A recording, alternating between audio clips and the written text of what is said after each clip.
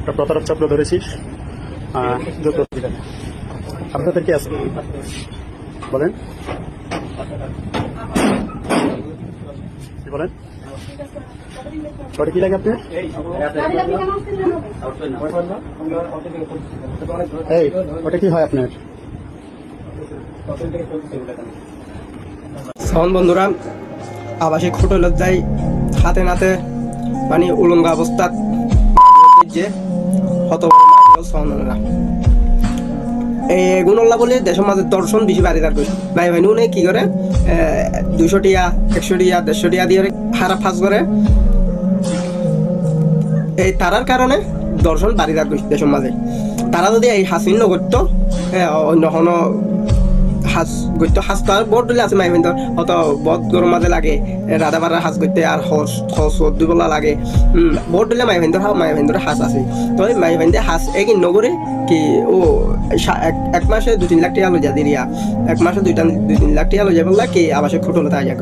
তো উনল্লা বলে কি আর ইয়ার দেশের পরিস্থিতি একদম মালে যদি এগিন হারাপ নোংরা হাসিন নগরতো দর্শন হওয়া দেয় নিশ্চান জীবনত দেশের মাঝে নইতো। আর হদুন ফুয়েন্দর মা বাপ আছে দে বিয়া নগরাই ফুয়েন্দরে কি করি ফেলা বুড়া করি ফেলা এই শেষ মানে কি ফুয়েন্দে তাই ন পারি কি আবাসিক হোটেলে যা দর্শন করে হদিন কেরেং হাল তো দেশের মাঝে হরা আর যে গরম মাঝে বিয়ার উপযুক্ত কোমর ফুয়া তারারে বিয়া নগরাইলে এক্ষেত্রেও কি দর্শনের সম্মুখীন।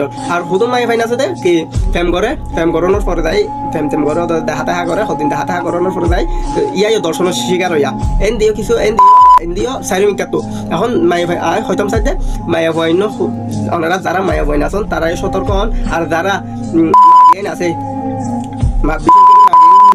ভিডিও তুলি দিয়া যারা আছে তারাই সতর্ক করি দে।